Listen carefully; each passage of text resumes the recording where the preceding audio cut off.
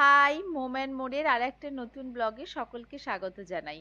আজকে সকালটাও কিল্লার থেকে শুরু হচ্ছে আর আমি এখন রয়েছি চন্দ্রভাগা হোমস্টের সামনে, যেখানে আমরা লাস্ট দুটো নাইট স্টে করেছিলাম। আজকে আমরা কিল্লার থেকে বেরিয়ে যাচ্ছি, যাব সুরালের উদ্দেশ্যে। কিল্লারের এই হোমস্টেটা একদম কিল্লার মার্কেট প্লেসের মধ্যেই ছিল, আর পাশেই ছিল একটা পার্কিংয়ের জায়গা। সেখানে আমরা সকলে মিলে রেডি হয়ে চলে এসেছি, আমরা সুরালের উদ্দেশ্যে বেরিয়ে পড়ছি। সুরাল কিল্লার থেকে প্রায় 30 কিলোমিটার মতো রাস্তা, ঘন্টা দেড়েক সময় লাগার কথা। তবে রাস্তা ভালোই ছিল। প্রথমে তো পুরো পিচের একদম ভালো রাস্তা পেয়েছি, আর আজ ওয়েদারও খুব ভালো ছিল। অক্টোবর মাসে ঘুরতে আসার এটা একটা প্লাস পয়েন্ট বলা যেতে পারে, যে এই সময় ওয়েদার মোটামুটি রোদ ঝকঝকেই থাকে। তবে কিছু দূর যাওয়ার পর আমরা ভুল রাস্তায় চলে গেছিলাম, কারণ আমাদের যে ড্রাইভার দাদারা ছিলেন ওনারাও সুরাল আগে কখনো আসেননি। তবে হ্যাঁ, রাস্তা থেকে মার্ক করা ছিল সুরালের রাস্তাটা, কোনোভাবে আমরা সেটা মিস করে গেছিলাম। আর যাতায়াতের পথে এইরকম ঝর্ণা, পাহাড়ি নদী অজস্র পেয়েছি। তার মধ্যে ছোটোখাটো যেটুকু পড়েছি আমরা ভিডিও করেছি। তো খানিকক্ষণ ভুল রাস্তায় চলে যাওয়ার পর আমরা ফেরত এসে আবার ঠিক রাস্তায় ঢুকে পড়েছি। আর এখন আমরা সুরাল গ্রামের দিকে চলেছি। অন্যান্য জায়গা যাওয়ার সময় যেমন একদম ভাঙাচোরা এবড়ো খেবড়ো রাস্তা পাচ্ছিলাম, সুরালের রাস্তা কিন্তু অপেক্ষাকৃত ভালো, অন্তত পিচটুকু আছে। এবং এই রাস্তাতে HRTCর বাসও নিয়মিতভাবে যাতায়াত করে। তবে হ্যাঁ, রাস্তা দুর্গম, নিচে একদম খাড়া ঢাল, সেখান দিয়ে একটা ছোট পাহাড়ি নদী বয়ে যাচ্ছে, আর এক পাশেও একদম উঁচু উঁচু সুউচ্চ পাহাড় রয়েছে।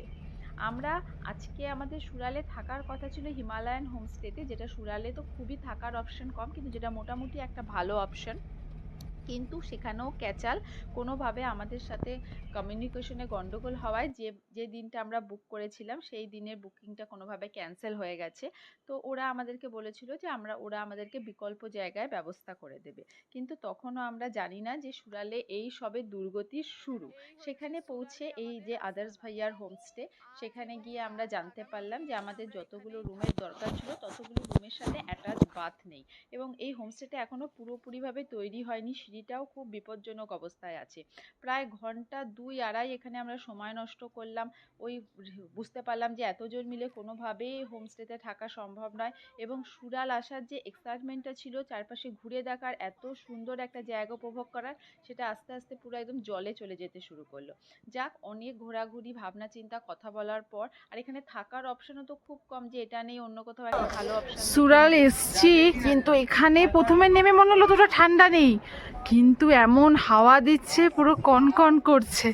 আমি আবার হেডব্যান্ডটা বার করে পরলাম।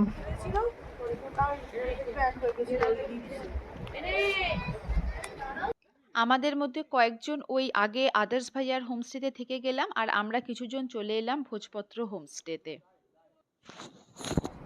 2:30 নাগাদ আমরা এই হোমস্টেটাতে এসে পৌঁছেছি। এখন এই ফ্রেশ হলাম, ওদেরকে লাঞ্চের কথা বলেছি, আজকে একটু লেট লাঞ্চই হবে।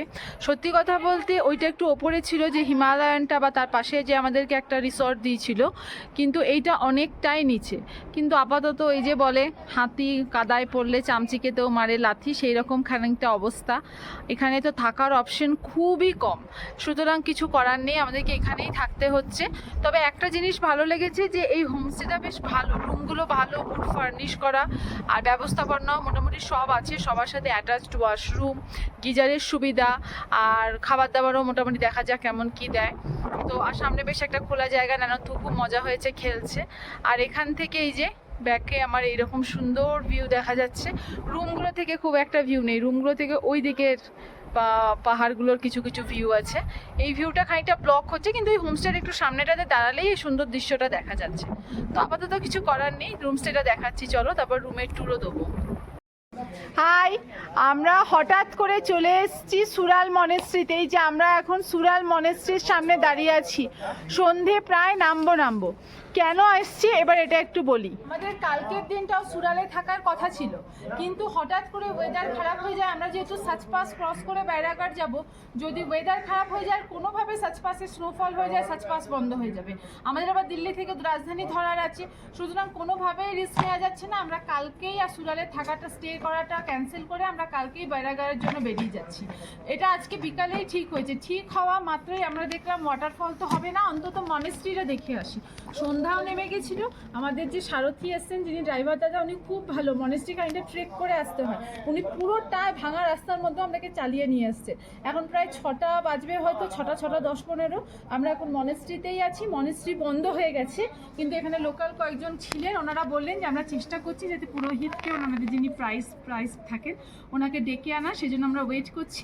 মনেস্ট্রির চারপাশের দৃশ্য খুব সুন্দর।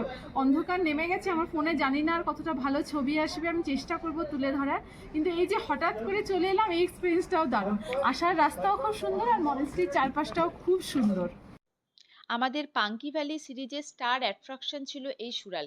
হিমালয়ান হোমস্টেতে দুদিন থাকবো, সেই বিখ্যাত ওয়াটারফলটা হাইক করে দেখতে যাব, এই ছোট্ট গ্রামটা পায়ে হেঁটে ঘুরে বেড়াবো, এরকম অজস্র প্ল্যান সব না হয়ে গেল। কথায় আছে, ভাগ্যে যেটুকু লেখা আছে তার বেশি একটুও পাওয়া যাবে না। খারাপ এটাই লাগছে যে এত দুর্গম জায়গায় এসে পৌঁছালাম, সেই জায়গাটা দেখা হলো না। আবার কি কখনো সুযোগ হবে এইরকম সুন্দর একটা জায়গায় এসে পৌঁছানোর? যাক, কি আর করা যাবে। সন্ধে নামছে, আমরাও ফিরবো। কাল সকালেই আমরা বেরিয়ে পড়বো। আজকের ভিডিওটা এটুকুই, দেখা হবে।